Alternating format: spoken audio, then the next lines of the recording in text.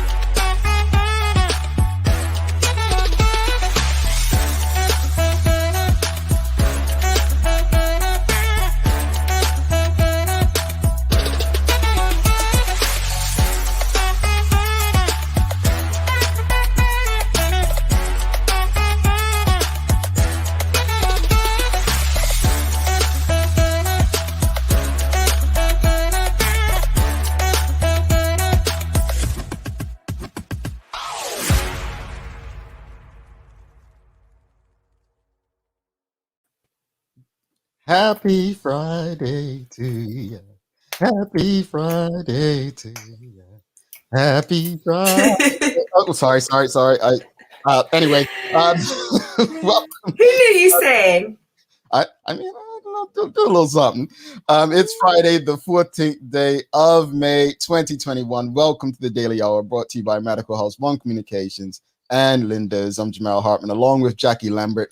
Thanks for making us part of your daily routine. If you're watching online, share the link. If you're on Facebook, start that watch party. If you're on Twitter, retweet it. If you're watching on channel 82 or listening on the Full 100 radio station, call someone up. Let them know we're on. Just get the conversation out there to your network. And don't forget to like and engage with us. A good one today, as we have Kelly Hunt from the Coalition for the Protection of Children stopping by. The Daily Play is the feud, so it's number one answers only. But also today, you know what? I got permission last night that we can do a giveaway today. So we're going to do a giveaway, little hashtag giveaway, because, you know, I just want another person to have a mug that Jackie and Carla don't yet have. Yeah, because this is my Christmas mug. Yeah. You see the decorations? Oh, you really throwing hints, huh? Like, okay, are you saying that? I guess I won't get one until Christmas, but it's okay. It's feeling that way, but we'll fix it hopefully.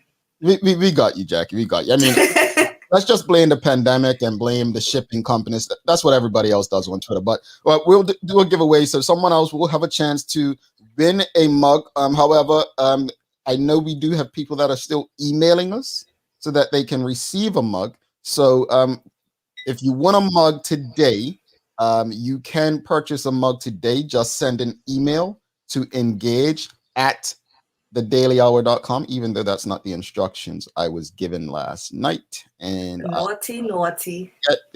I think, okay, sorry. The instructions I was given last night, if you want a mug, would like to purchase a mug, you can send a WhatsApp to 441-517-0096. So that's 517-0096. So if you don't win today, if you're a loser today and you don't win, Question. Can I enter the draw? Because I feel like my chances would be higher of getting one. Wow. I mean, sure, Jackie, go ahead and enter it. Enter it. So, look, we've got a lot to discuss today before we get to the giveaway. The first things first, just want to send condolences to the family, friends, and as I always say, the entire community of Bermuda. As the Royal Gazette reports, we have another COVID-related death. I think that takes the toll in Bermuda to 32. So sincere condolences to the family and friends and the entire community regarding the latest COVID-related death. But conversation this morning is very interesting, and I think it may actually tie into our guest today, Kelly Hunt from the Coalition for the Protection of Children. But today's conversation is actually going to be around the minimum wage conversation that's happening in Bermuda, and I think it was one of those things that the PLP spoke about. I think they spoke about livable wage, but according to the Royal Gazette, I'll just read you some excerpts from the Royal Gazette article. Employers could have to pay at least $17.30 an hour to staff if recommendations from the Wage Commission are adopted. It was revealed today. So this is yesterday. Cordell Riley, the chairman of the commission and friend of this show, unveiled 3 options for minimum hourly wage: $13.20, $15.75, and $17.30. The figures represented 42%, 50%, and 55% of the present average day rate. Mr. Riley said the figures were only minimum wage recommendations that, if implemented, could still leave many families on the poverty line. So he went on to say, Mr. Riley said it was believed as many as 5,000 people on island, that's 15% of the workforce, earned poverty level wages. He added $13.20 an hour was the wage floor option, and that many employers had reported that they had paid at least that rate. Mr. Riley said the $15.75 an hour option was the poverty level threshold, thus setting a wage level that is not below the poverty level. He said the $17.30 was at the lower bounds of a livable wage. Here's my question to every Bermudian today that's watching. Do you even agree with a minimum wage in Bermuda? Do you agree with a minimum wage in Bermuda? What are your thoughts, Jackster? I don't know. So when I read the article, I was like, oh, this is exciting. Like, this is great news, trying to combat the whole cost of living in Bermuda with how much people are getting paid, Mm-hmm.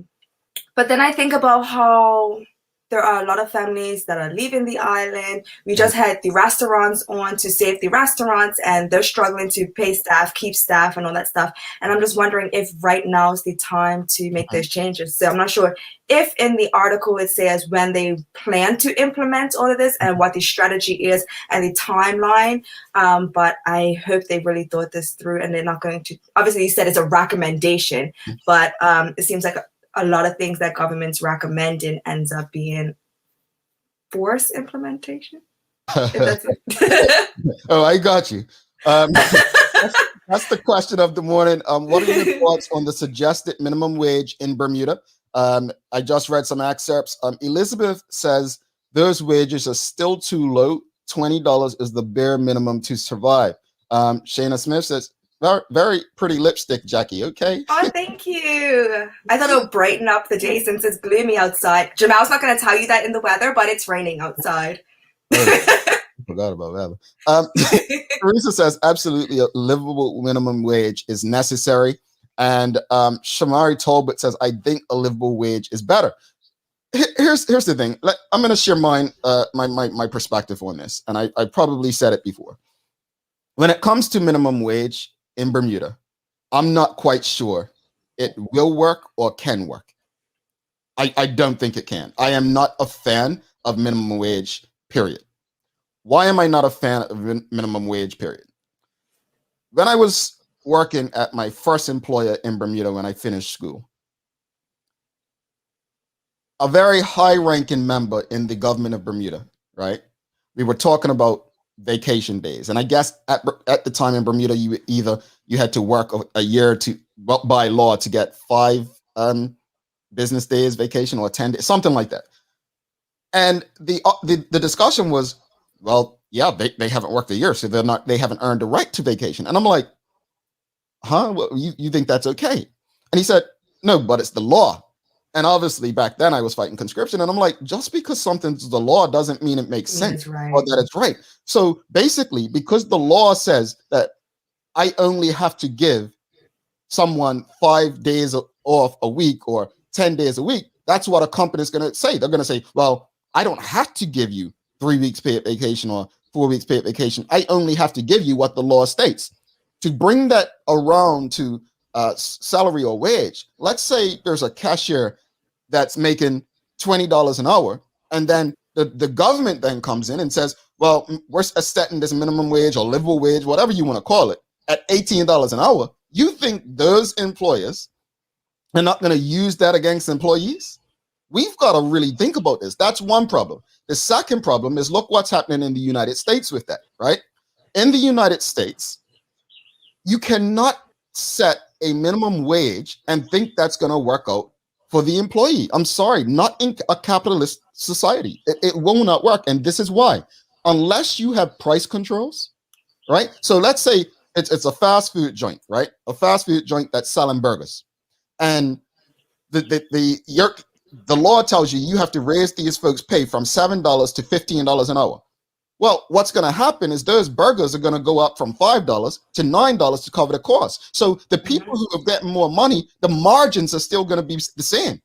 So my point is, we speak about minimum and livable wage, but I'm not quite sure it's possible if we don't have price controls. And by no means I'm saying that we should have price controls. I'm just saying that there needs to be more thought than thinking more money equals better living. It doesn't. And that goes for livable wage as well, because livable wage is impossible unless the government has some sort of price control. That's just the reality. And if that's the kind of governance we want, then we need to be honest and say that. But it will be very different from the standard of living that we're used to. And that's what I just want people to understand. It's not as easy as, well, yeah, people should get paid more money so that they can be able to live and survive. There's so much more to it. And so businesses, the other problem is, Jackie, and this is huge. This is huge. You see this across the US. If you do make these companies that may be paying less, right? And I haven't even touched on hospitality and tips and great stuff, but if you make them pay more, right? Then guess what happens? They eliminate the jobs, right? So what they're going to do is they're going to say, well, you know what? I don't need these cashiers. We can create an automated system, right? So that it doesn't impact our margins. So I'm not sure, while I agree that the standard and the margins, and we have to address the poverty level, at the same time, we have to find a way or be honest about if this is possible in what's deemed a capitalist and economic environment. And that's my only point. That's my only point. Tamara Richardson, right or wrong, businesses respond based to protect profit, and the unintended consequences seem to be overlooked. New, inexperienced workers will be far less likely to be hired. That's my point, Tamara. That's my point. It's like I don't have the answers. I'm not a business guru, right? But I think we need to think about this, because to me, this plays in a business. Look, you have Jackie. You've been to a casino, right? Yes. Okay. No, look, I know not to reply like that, but I just giggled. I know you've been to a bar, but I gotta ask. So when you go to a casino, right? Chances are you'll be one of the many that leave in the minus. And the rule is when you go to a casino, the house always wins. In a capitalist environment, you can make all the legislation and policies you want, but the house, which is in this space, the business, always wins.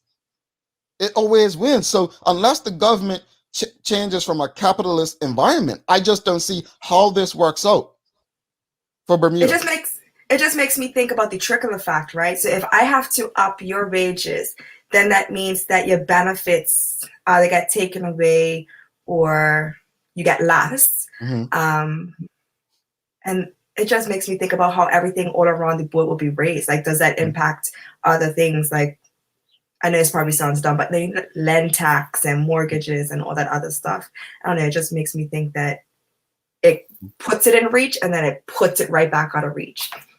And that's because a business is going to protect its margins. Let's get to some comments. Natalie Sheen, there for you, Jackie.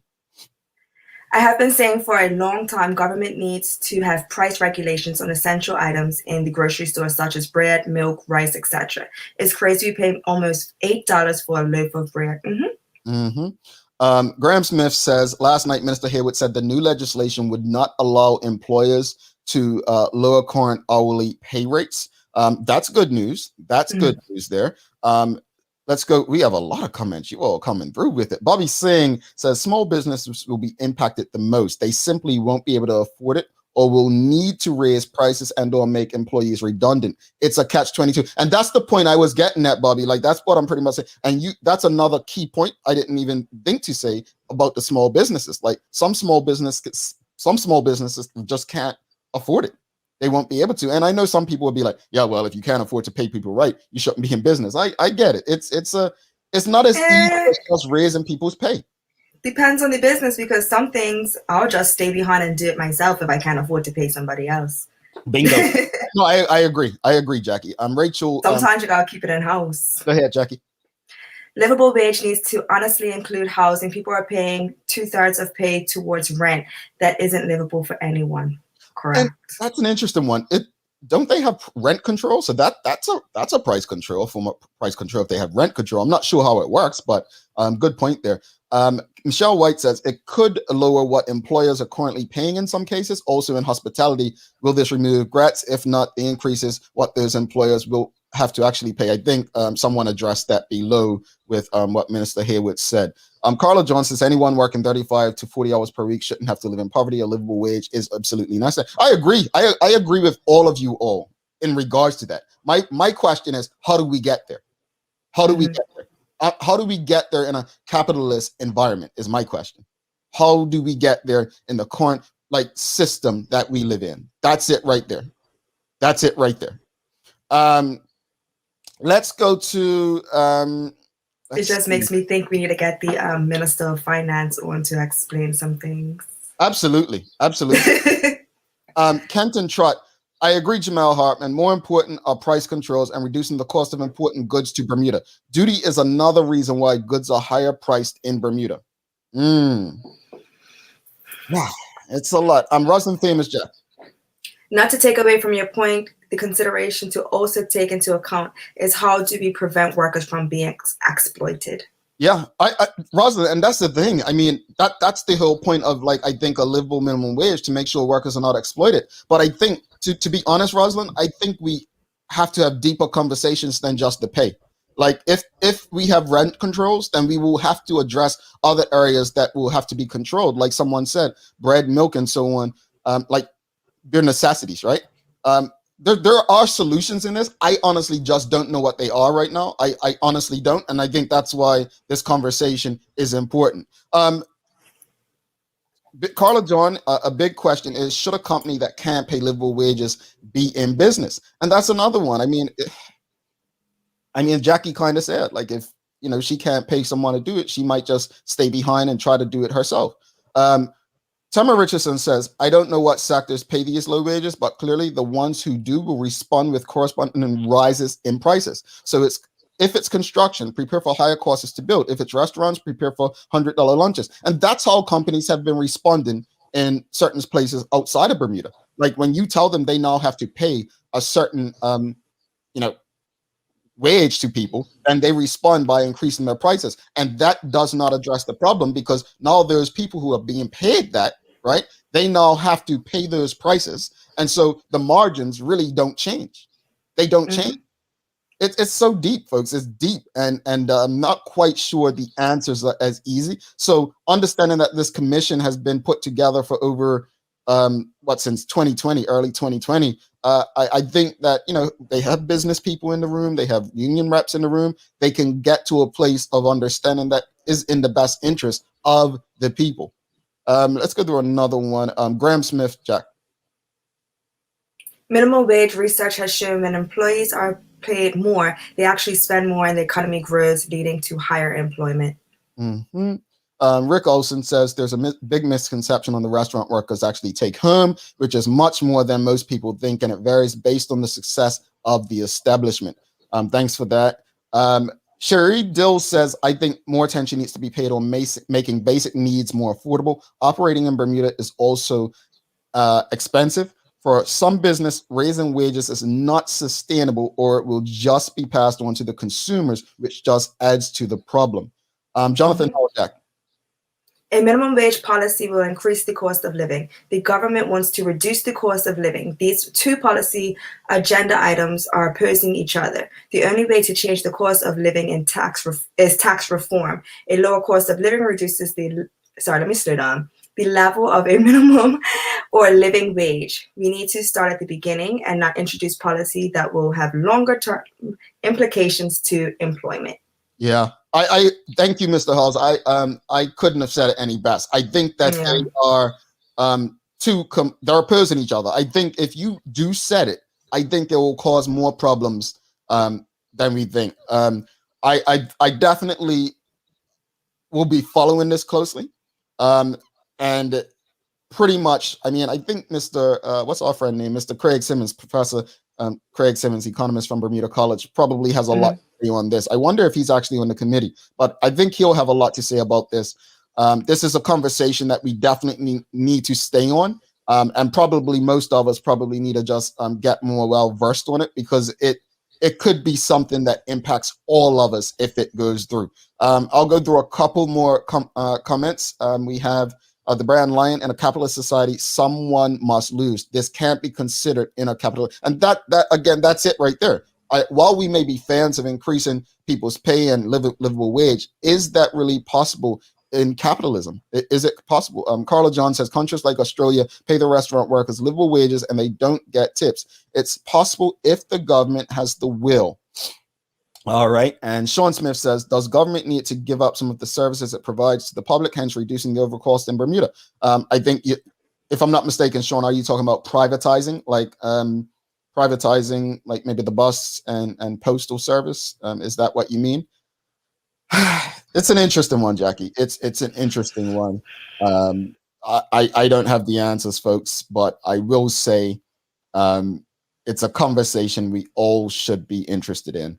All right, we're going to take a quick non-traditional news break, and then after that, we will bring on our guests for the day. We're a bit behind, so let's take this. I'll just tell you what the day of the year is so you can get through. All right.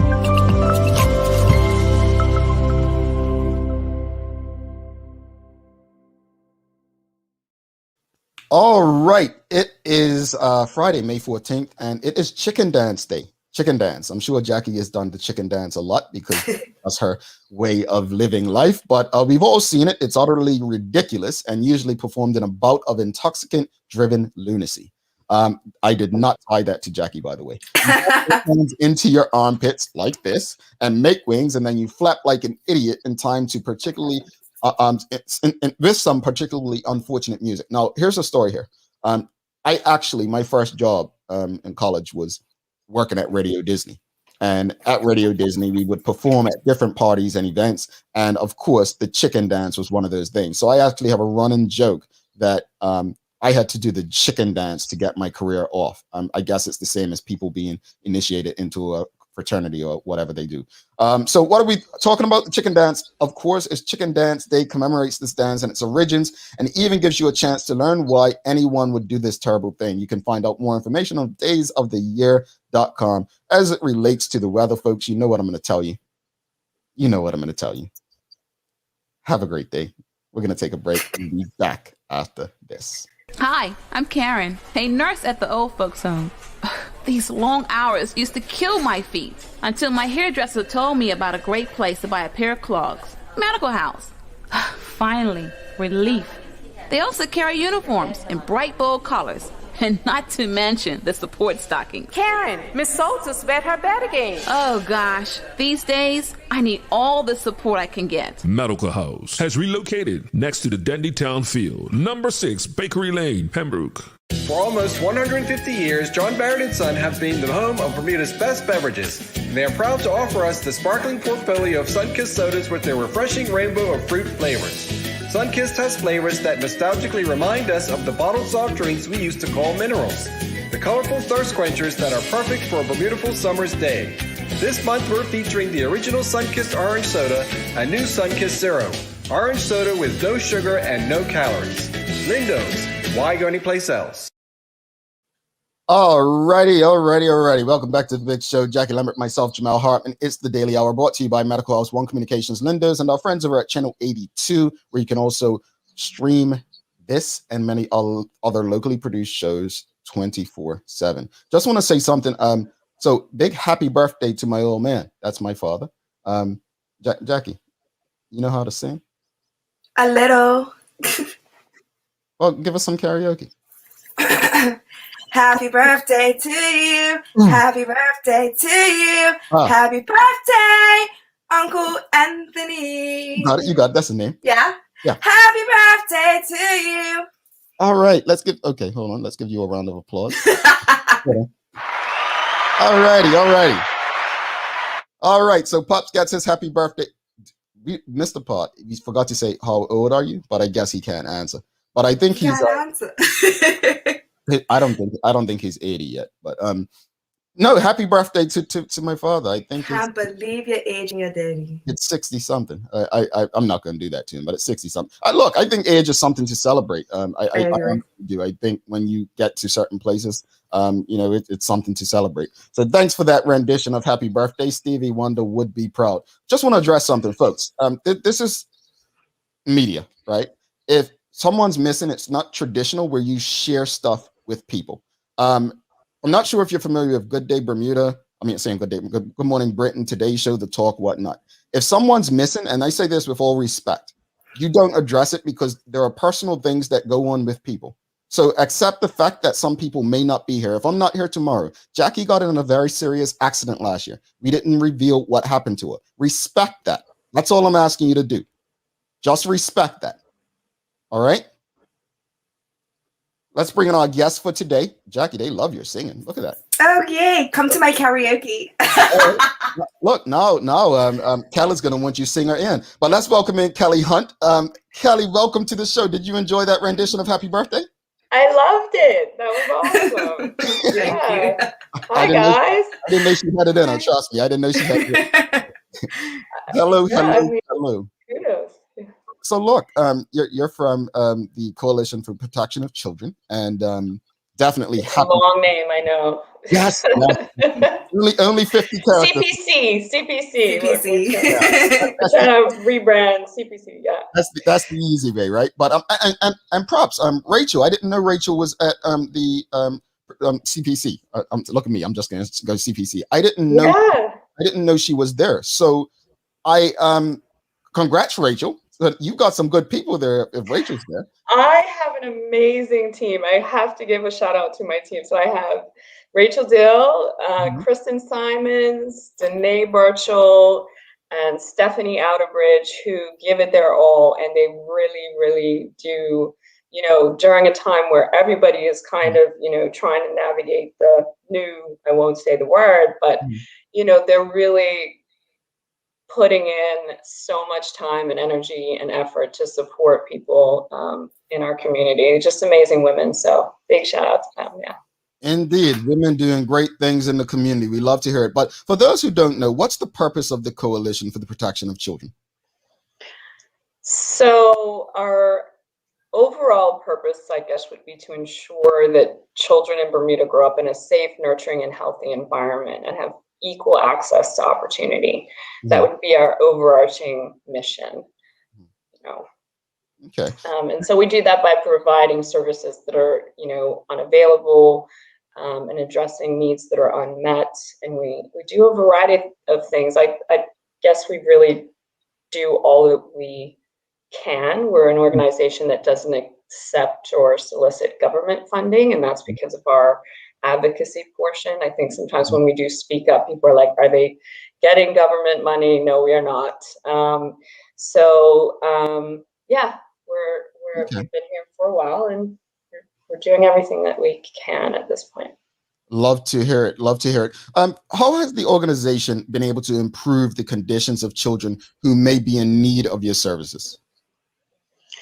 So we try our best to be a hand up organization as opposed to a handout organization, meaning that we work a lot with parents who, are struggling, underserved. There's a lot of words out there, but they need support. And we try to sort of individually service people, meet them where they are, with a goal of self-sufficiency, so they actually don't need our services. So client services look like, intakes. We do ask a lot of questions and try to work with other organizations and even government, of course. We work a lot with financial assistance, workforce development, and the Department of Child and Family Services. But as an outside place that people feel safe, because I'm sure you understand people almost innately don't trust government.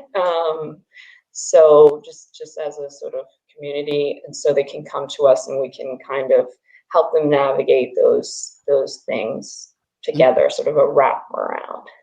Gotcha. So what is the Breakfast for Every Child program? How does it work? how does it work? So we don't, so we're in the public school system only, and we don't actually limit it to what some people would think are at need or at risk or in need children. It's available to anyone who wants to show up. And that's for many reasons, but mostly just so that we don't stigmatize that program for children who actually really do need it. It's an important socialization piece. Of course, then there was COVID and no school, so we still did deliver to the families that we knew needed it. But it was operating in 14 schools, 15 now, and it's been going for a while. And we have some amazing breakfast coordinators in the school that are there to meet the children every day and hope that they can start the day with a nutritious meal, ready to learn. I love that. That's sweet. I love it. Yeah. You also have sorry, go ahead. No, I was just saying, I was going to say our chairman, Javon Williams, he actually, it's quite an amazing story because he actually remembers the breakfast program from when he went to Victor Scott. And so he sort of has a different kind of investment into the organization and its development. So according to your website, you also have a Safety Matters program. Can you speak to us more about that?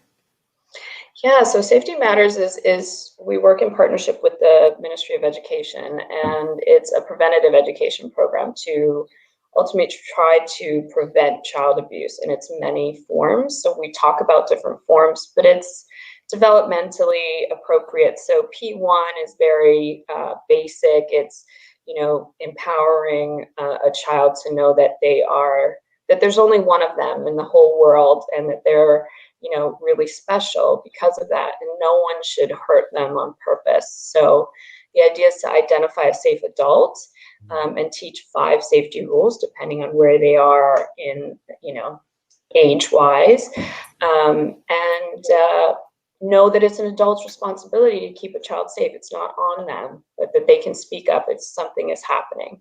So it's really important to have that trusted adult, and that's kind of what we teach them. So that actually leads into my next question. Over the past year, we've been in this pandemic. More people are at home, and obviously situations can be a little stressful. Have you guys been able to assist those who may be put in stressful situations? Definitely, we have seen a lot of stress. I think it's stressful for everyone, but certainly for people who are struggling to acquire basic need provisions. And then, of course, there are people who have really not been in a situation where they've needed support before. So our client intake has increased by about 150% since the pandemic. So it's quite a lot. So have we been able to help? We certainly hope so, by being there, by listening, by, saying here are some vouchers, and what else can we do? Do you need counseling, wellness checks? What's our plan with you? What can we do to get you into a better situation? So yeah, I'd like to hope so. And Jackie, you didn't have anything else, right? Real quick. Go ahead. Okay. So no.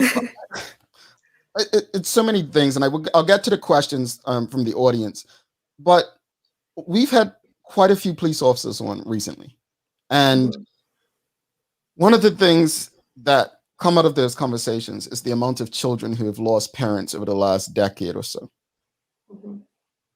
Does the coalition work with any of these families, and if so, what kind of assistance is offered? Yeah, it's a touchy part for me. Yeah, I mean, Bermuda is a small place. Bermuda is a small community. I don't have to tell you. Of course, we know families who've been affected.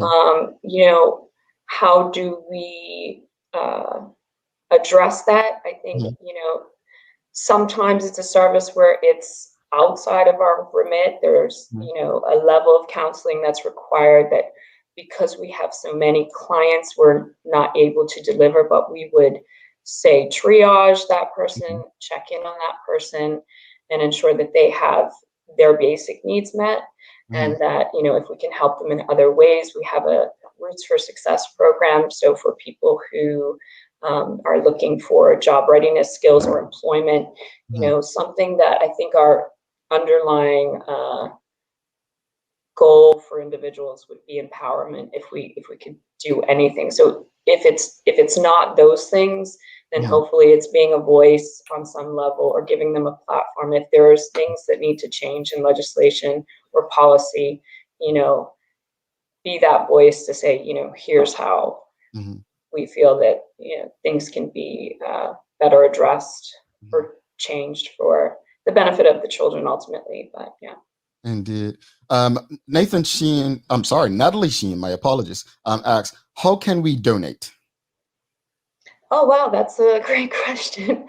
Well, you can go to our website, www.coalition.bm, and you can actually, you know, choose something that means something to you personally, and that's always great, or even get involved. There are some opportunities coming up, I think. You know, we have exciting new ventures we're working more with teenagers in the community, and we feel like that's a gap. I know, Jamal, you probably, I'm not calling you out of your age, but you probably remember, you know, some of the centers and Youth to Youth, and, you know, the safe spaces that kids could go to. And we really feel like there's a gap in that right now. So we've sourced a new facility, and we're hoping people get behind us in offering homework support and so forth. Gotcha. And yes, I remember all those things. I know. Kathy Brumby's asking, is the breakfast program because parents are not making enough money in their jobs? That would tie into what we were talking about earlier. Yeah. Yeah, that was a really interesting conversation. I love that we're talking about it. It is obviously a very complex issue, and certainly I'm not an economist, but I can just say for those that we serve, you know, you're right. It's like $8 a box of cereal. I mean, some people, even though they said, you know, in the restaurant industry are making more, but their hourly wage can be about that. And if you think you can work for an hour to afford a box of cereal, that's not working, right? Like that's not going to work for us. So is it because people can't afford it? Oftentimes, yes. But like I said, we don't, you know, anyone can come and sit down and have a meal. Indeed. If they're in a public school. Yeah. Okay. Jackie. I do have one question. Is there a difference between Child Protective Services and Coalition Protection of Children? Excellent. Yes, there is a big difference. So the Department of Child and Family Services is the reporting agency, the governmental agency, that if you have concerns of child abuse in any form, you can call them, and that is the reporting agency. And they also work in conjunction with the police. Now, we make reports and referrals, but we have more of a sort of larger legislative and policy agenda for child protection, and work as a non-governmental organization outside to sort of push for those things. And you know, if we have time, we can talk about some of those. I do have one more question. So you're saying that you have other centers for people, well, for the children to have healthy environments to do schoolwork, to have outlets. What sports communities are you connected to? Because I know that that's a good way for children to release any tension that they may be holding on to. Yeah, at the moment we're not. It's not a space that we're opposed to getting in, but there were other people in the space, and like I said, we try to be, you know, a service that is offering needs that are unmet, that we don't see out there. So that we're not duplicating services, and some services need to be duplicated. But I think it's definitely something that we've talked about in a space that the teen program and teen services will probably enter into. But at the moment, it's more on the outskirts of that. But I agree, it's a very, very important way to engage with our youth. Well, not to cut you off, but since she's here, I have Lambert Island tennis. It's my family business. And I do know one of the people that you work with actually takes lessons from us. So if you do want to get in touch with us, we would love to be a part of your program. And we're actually right down at the WER Jill Tennis Stadium at Bernards Park. So obviously COVID has its restrictions, but we would love to work with you guys. That's wonderful. Thanks. Thanks, Jackie. Bermuda's in Williamstown. Yes. Well, that's awesome. Renee Sherilyn Simmons asks, what is the difference from your between your organization and SCARS, or do you work in conjunction with SCARS? So SCARS is adult prevention education, and they focus solely on child sexual abuse intervention. So yes, we work in some ways together in advocacy terms for child abuse prevention month, say, and with the Safety Matters program. The Safety Matters program is not just focused on child sexual abuse intervention. It really talks about all forms of abuse. So neglect, physical, emotional, and even the responsible use of technology. So, concepts like what's public and permanent online. And that's something that really, really, needs to be talked about as well. So it is very different, but at the same time, we support them and they support us. And we try to be as collaborative as we can with organizations that have a similar, goal, which is to protect children. Indeed. Got you.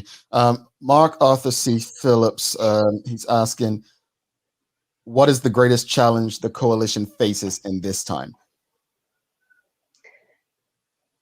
The coalition is not unlike any other organization, and it would be resources. It would be the perfect storm of having more clients and not enough staff to handle the caseload that we're seeing, or be able to expand into the places that we would like to be in as we sort of grow and evolve as an organization. So resources, short answer. Well, and I guess for me, what is the obviously you've spoken about all the things that the organization does, but what is right now when you look at Bermuda, especially with the pandemic? I don't have numbers in front of me, but I know people were speaking about with some children being home. It's actually not a good thing because school was an escape. What is the top thing right now that your focus is? Like, what's your main focus? What are the most serious issues you're dealing with today? You just want me to pick one? That's tough. I mean, I gotta say there are probably two things that I think we really need to address, and one is, of course, education. There was a disparity before, and you can imagine even when children have all the resources that they need, and the devices and the internet and the parents who are there helping them, they're struggling to keep up in a virtual learning environment. And I think that we're going to see cycles of that keep going for a little while. So how do we ensure that children who don't have those resources are able to succeed and able to learn and have the support and equipment, technology that they require? Because when we talk equal access to opportunity, that's really a major hurdle right now. And I mean, I've talked to a lot of parents who would say, let's repeat the year. I haven't actually heard anyone say, no, that's a terrible idea. So that's one thing. And then of course it goes to the advocacy stuff. I think in Bermuda we have had rightfully so in terms of human rights.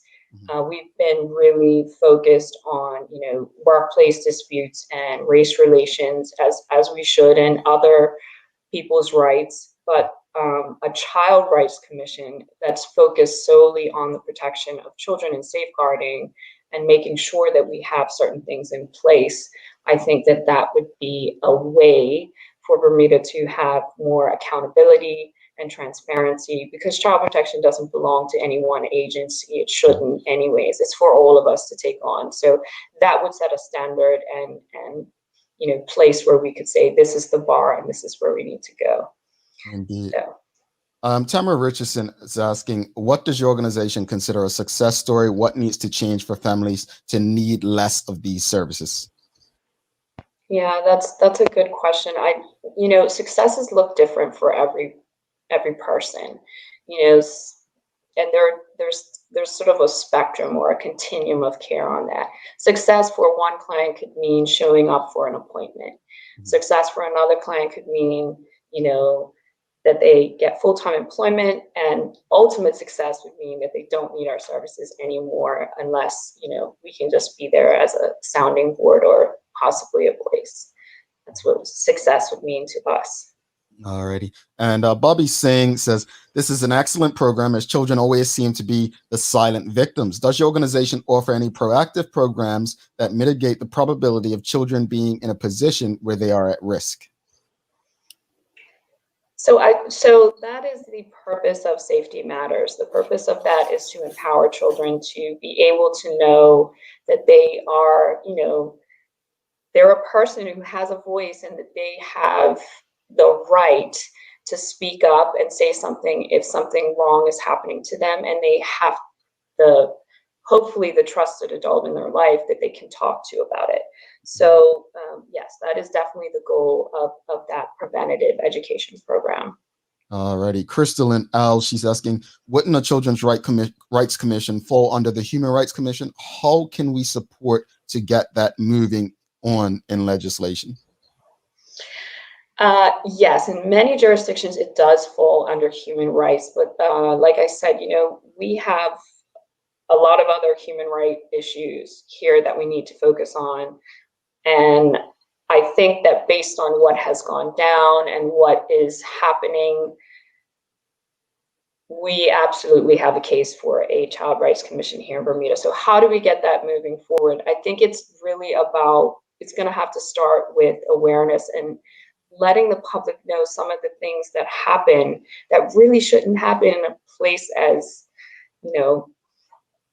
a place like Bermuda, the place that we call home. Some of these things are just not okay. And there is no accountability or even transparency when people say, hey, how does that happen? We have legislation that's not being carried out in certain aspects. And you can talk about those things, but people don't want to hear, uphold Section 32. People want to understand, imagine yourself, Jamal, and, imagine you guys are public speakers, but imagine a stage of strangers and you have to stand up there and talk about in detail your first sexual experience, consensual sexual experience. Mm-hmm. Imagine doing that in detail. And now imagine you're 11 years old and you have to do that and it wasn't a consensual experience. That happens here. And people need to know that those kinds of things shouldn't. And if we had litigation guardians or people, advocates in court, some of those things would be addressed. So I could get on my soapbox for a long time, but I'll just say that I think we need a Child Rights Commission. Yeah. Indeed. Sean Smith's asking, do you offer parenting classes to help parents to avoid some of the don't in parenting? We do hold some workshops, and we are definitely getting more into that space. Especially with COVID, one of the ways that we've tried to pivot is with the virtual classes and working with some of the parents, like parents down at Gulfstream. Not the restaurant, and Yes, so we have a lot of things planned, and also in collaboration with some other organizations who have some great workshops going on. When they're not delivering them, we're delivering to hopefully provide that service all year round instead of just like once or twice a year. Alrighty, and one last question. Cherie Dill's asking, how can the community best support or assist your organization and its efforts? So I would say get involved, ask questions, call us, email us. Obviously there's the donate, but it's really so much nicer to feel like you're a part of it. There are definitely ways to get involved, and even if it wasn't wasn't us, but there are definitely ways that people can get more involved in the community and feel much more a part of it rather than just, here's some money, mentor a child, be a foster parent. We have ideas. All right. No, this is helpful. And there's a lot of information you shared today that I just didn't know and I wasn't aware of. So thank you for that. And you are definitely doing a lot of work. But the idea, and I want to go back to Tamara Richardson's question, is finding a way to, or you go back to the conversation earlier about minimum and livable wage. The idea should always be finding a way, and this is not to get rid of you, but someone said it the other day that our job should be to get rid of the police, meaning in a good way, get rid of the police, meaning, no crime means less people are needed for that kind of enforcement. So our job should be to kind of eliminate the need for services like this. So, that should be the overall goal. Yeah. 100%. 100%. Yeah. And so, hopefully these kinds of conversations lead to what is needed in the community. And we're not going to be able to know this unless we speak about it and we learn from the experts like you what's going on, and then what is it we can do to play our part in ensuring that it's eradicated. One last question. I know I said one last question before, but I don't want to ignore the audience. Jamila Godwin says, are you partnered with any organizations that assist with life skills that your clients can use long term? So I wouldn't say partner, but we certainly will be working more with workforce development as we expand our Roots for Success program. So that would be workshops and job readiness training, identifying personal skill sets, and working with a life coach to become more employable or ensure that people have those sort of soft skills even to get self-sufficient. Again, it's to not need us, hopefully, right? So workforce development, they have some good workshops, and we are sort of partnering in that kind of way. So yeah. All right, Kelly Hunt from the Coalition for the Protection of Children. Thank you so much for this conversation. Thank you, guys. Thank you to the Bermuda people out there for their wonderful questions and input to your first topic. You guys are also doing a great job, and I'm a fan. So thank you for having me. Thank you very much. And what's your website? Coalition.bm? Coalition.bm, yeah. All right. So if you want to get in touch with Kelly and her team, coalition.bm. Thanks again. And Rachel, Kristen, Danae, I don't remember all the names. Keep doing yes, to my amazing team. And we're gonna hit you up, Jackie. So don't just throw it out. Oh no, it was a very real offer. All right, talk soon. All right, bye guys.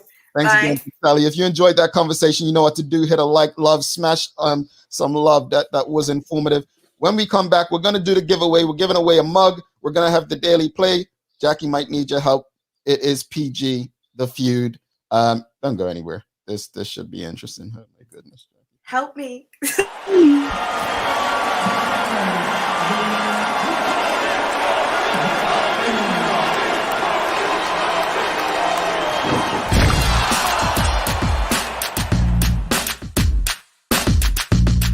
At Bermuda Communications Group Limited, we love to help businesses and organizations of all sizes across various industries. Find out how we've been working with our clients to improve their customer experience and increase their revenue. Send us an email to contact@bermudacommunications.com to see how we can assist you next. Alrighty, here we go. So Jackie, it is number one answers only. She needs your help, folks. She's going to need your help. So feel free to jump in. Here's the first one. Name something a policeman might be nervous doing the first time he does it. An arrest. That's number two. Chasing somebody down, like, somebody that's pulling chase. That's number 6 or 5. I'll repeat the question. Help our audience. Name something a policeman might be nervous doing the first time he or she does it. See, this is tough because I don't want to, do the hill. I'm going to go with what Renee said, frisking. Nope, not frisking. It's not testifying. Think global. There you go. Here it is. Number one answer, Pool. I or feel like that's a fun? setup because, I didn't want to be that person. Kathy got it. Amanda Kelly got it. No, Madam Bert, not writing the ticket. That was writing the ticket was actually number 3. All right, here's the next question. Here we go. During an indoor game of hide and seek, name a specific place where kids hide. Under the bed. That is number 2. Behind the couch. That is actually number 3. In plain sight. Behind the curtains. Nope. Here's the question. During an indoor game of hide and seek, name a place where kids hide. They have it. Closet. They have it. You all got it. They left you hanging, Jackie. They all got it. Closet. I'm doing bad today. All right, here's the final one, folks. Giveaway today. Here's your final one. Name something. Someone whose job is, that's a big, that beat just now is a big deal, and I'll tell you about it just in a second. Name someone whose job it is to help people make difficult decisions. Your lawyer. Your partner.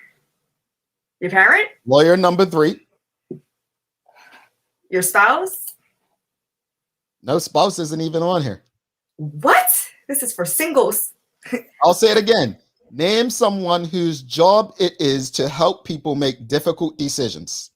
Nope. Lawyer is there, but it's number 3. And it's not parent? Not there. Nope. Judge is number 5. Folks, this question is tied to Kelly Hunt. This is pretty much it. This is pretty much it. Sorry, you all moving so fast. But counselor? The number 1 answer is counselor, folks. The number 1 answer is counselor. Number 2 is doctor. Number 3 is lawyer. Number 4 is clergy. And number 5 is judge. But counselor was number 1. And I didn't plan that. Wait, did they have pastor? I feel like everybody goes to church. Clergy. Number 4. Oh, you did say clergy. Sorry. Yeah. All right. So we're going to do a giveaway, right? So how the giveaway works. Does everyone know how it works? Jackie, you know how it works? Yes. Okay. Yes. So folks, the giveaway, you have to hashtag the daily hour. That's what we're going to hashtag today. The daily hour for your chance to win one of these precious babies right here. Hashtag the daily hour. You can't see. Hashtag Jackie don't have one. oh, that's a good one. So I'll wait on you. Hashtag the daily hour for your chance to win a daily hour mug. So all you have to do, you can go on YouTube, you can do on Facebook, Twitter, Twitch, wherever you're tuned in from online, just hashtag the daily hour. And it has to be spelled out. Some of you spelling it a bit off, so make sure you're spelling it correctly. I know sometimes some people say, oh, I didn't see my name. Hashtag TheDailYHOUR, the daily hour.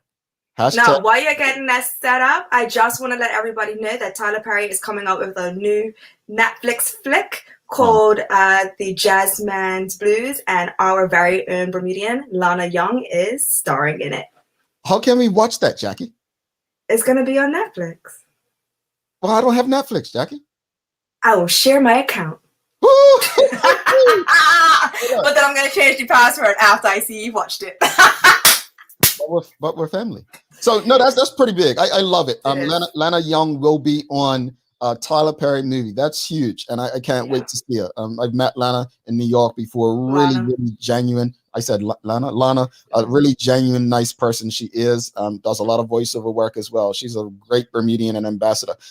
Also want to make note. I said that we have a lot of huge guests coming up. So props to Shanta in the background, who is organizing so many shows of people. The beat that came through that I told you I was going to give you is the Dr. R. Scott. Dr. R. Scott will be coming on the show in the coming weeks. So we have the governor, Dr. R. Scott. She's doing tremendous work. So keep doing it, Shanta. The audience, you all have a lot of people to engage with in the coming weeks. So should I do the giveaway now? Because you all are getting, you're doing your thing. The daily hour. Let's see. I mean, it says we only have 16 entries. What?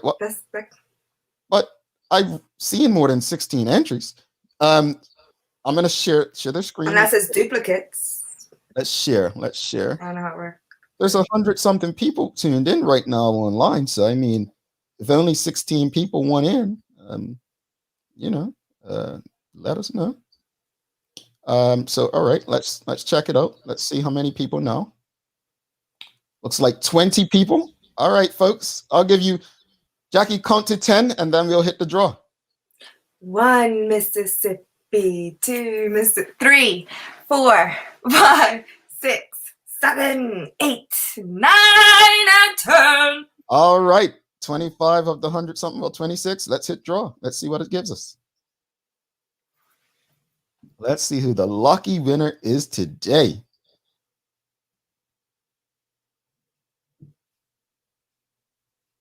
Laverne Tucker, you are today's winner of the giveaway. Thank you so much. And I'll just give you some daily inspiration, folks.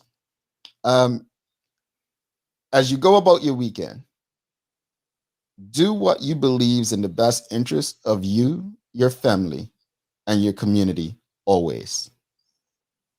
I'll leave it at that. Jackie, any final words before we head out? Yes, it might be a little funny, but make sure you sanitize and clean your belts because it's the first thing you touch after you wipe. I like that one, but important information from the Jackster as always. Thanks again to our partners, Medical House, One Communications, and Linda's for ensuring that we're able to do this with you on a daily basis. As always, we appreciate you, we love you, and we thank you for making us part of your daily routine. If all goes well, we'll be back to do this again next week. She's Jackie Lambert. I'm Jamal Hartman. My friends, make it a great weekend. Peace. I said peace.